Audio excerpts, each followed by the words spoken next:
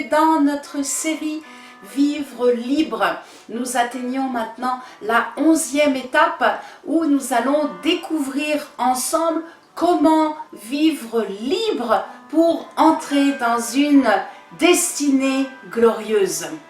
Nous avons vu dans la 10e étape qu'en Jésus-Christ, nous avons une identité unique, remplie de la force et de la puissance du Saint-Esprit.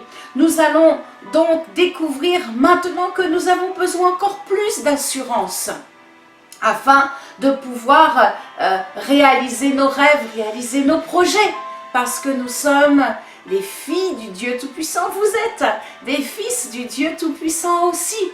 Et nous avons besoin de déclarer encore, de proclamer devant le royaume des ténèbres que ni la peur, ni l'incrédulité, ni la paresse ne viendront stopper les plans que Dieu a prévus pour nous. Rien de tout cela ne viendra nous empêcher d'accomplir toutes les œuvres que Dieu a préparées d'avance pour notre vie.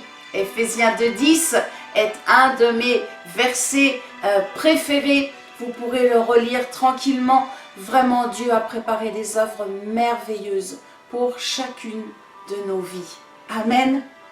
Alors, peut-être que vous faites partie des personnes qui sont en train de se dire, mais évangéliste, je ne sais pas quelle est finalement ma mission sur cette terre.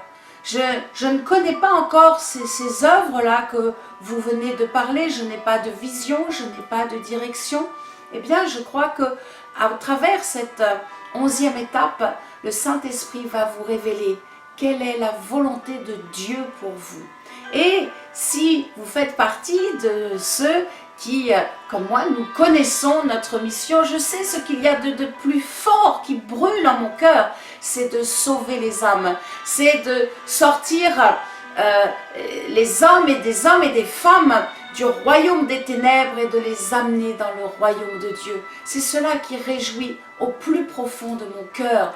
Vraiment, toute ma force est dégagée pour cela. Et aujourd'hui, si vous n'avez pas donné votre vie à Jésus-Christ et que vous regardez, peut-être vous croyez que c'est le hasard, cette 11e étape, je vous invite à écouter la première émission qui nous dit qu'en Jésus-Christ, nous sommes libres de tout péché et nous recevons la vie éternelle. Alors, si vous connaissez déjà votre mission sur cette terre, je proclame que vraiment cette nouvelle étape que nous allons partager ensemble va vous emmener et vous propulser vers l'avant afin que vous puissiez accomplir les projets et tout ce que Dieu a placé dans votre cœur. Lisons ensemble un court passage dans le livre de Samuel, 2 Samuel chapitre 7, verset 3. Voilà que le prophète Nathan va s'adresser au roi David et il va lui dire « Va », oh j'aime ce mot, « va et fais tout ce que tu as dans le cœur, car l'Éternel est avec toi. » Emparez-vous de cette parole pour vous aujourd'hui et allez et accomplissez tout ce que Dieu a placé dans votre cœur, parce que Dieu est avec vous. Puisque vous lui avez donné votre vie, les rênes de votre vie sont dans ses mains. Il vous guide par la puissance du Saint-Esprit. Et je vous assure qu'il ne veut que votre bonheur et il ne veut que votre vie soit épanouie. Amen. Alors, il est temps maintenant de réaliser que non, je ne mourrai pas avec mes projets. Non, je refuse. Je ne mourrai pas avec mes rêves, mais je les accomplirai par la grâce de Dieu, avec la force du Saint-Esprit. Je vais accomplir toutes ces œuvres que Dieu a préparées pour moi et je vais entrer vraiment maintenant dans une destinée glorieuse. Oh, nous avons une telle responsabilité. Nous avons vraiment une grande responsabilité en tant qu'hommes et femmes de Dieu, en tant que fils et filles de Dieu. Nous sommes chrétiens, nous sommes ses enfants. Et il veut que notre destinée soit remplie de sa vie, remplie de son amour. Alléluia! Alléluia. Vous savez-vous que notre responsabilité est si grande que des vies, des destinées de vie dépendent de nous. Si nous n'annonçons pas la parole de Dieu, si nous ne disons pas que oh, Jésus-Christ est le chemin, la vérité et la vie, qui pourra entrer dans le royaume de Dieu?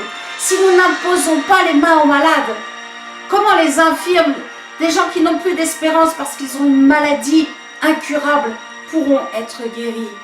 Oh, croyez, Dieu est avec vous, Dieu est avec vous.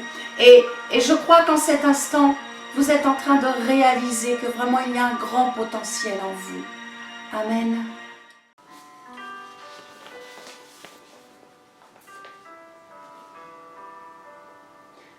Je crois que par cette proclamation pour entrer dans une glorieuse destinée, vous allez recevoir vraiment une onction fraîche de libération, avec des directions claires, avec une foi renouvelée, un cœur qui va être fortifié par la puissance du Saint-Esprit.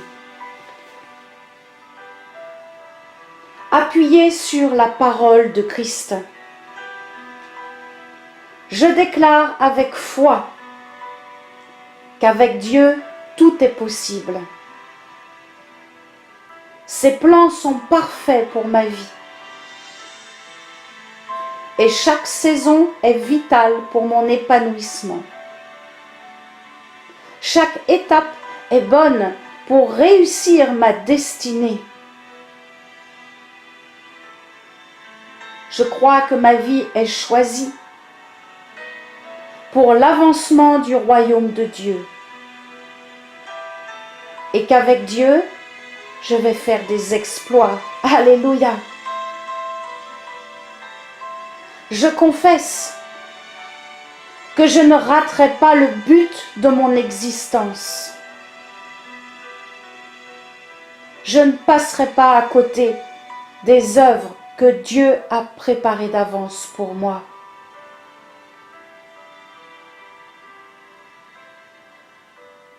Car le Saint-Esprit me conduit, il me soutient et m'éclaire. Malgré les défis du monde, malgré les assauts du diable, je crois que l'Esprit de Dieu me donnera les clés pour accomplir ma glorieuse destinée.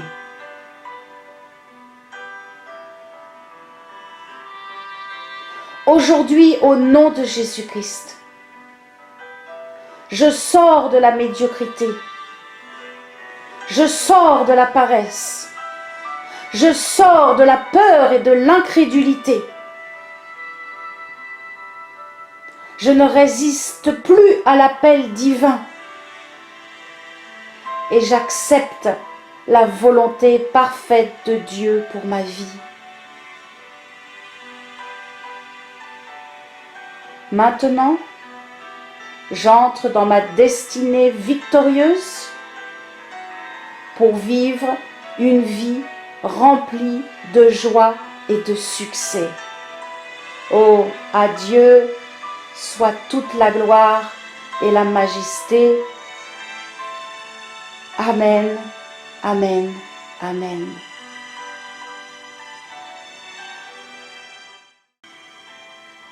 Voilà, après cette proclamation dite de tout votre cœur et avec foi, je voudrais vous laisser avec toute ma bénédiction d'évangéliste, car je crois que cette proclamation vous a fait entrer davantage dans ce que Dieu attend de vous, surtout pour aller semer la bonne parole que Jésus-Christ est le chemin, la vérité et la vie. Vraiment, je m'appuie sur le premier épître à Corinthiens, chapitre 15, verset 58, et vraiment que votre foi soit fortifiée encore. Ayez une foi ferme, soyez inébranlables et croyez que tout ce que nous faisons pour le Seigneur n'est pas vain. Tout ce que nous travaillons, tout le travail que nous libérons pour Jésus-Christ n'est pas vain. Amen. Je vous aime de tout mon cœur et je vous encourage encore à aller proclamer la vérité de la parole de Dieu. Et n'oublions pas, ensemble, prenons position pour la vérité. À bientôt pour notre dernière étape de la série Vivre libre qui aura comme thème eh bien, le service, être libre pour servir Dieu, être libre pour servir Dieu dans l'excellence.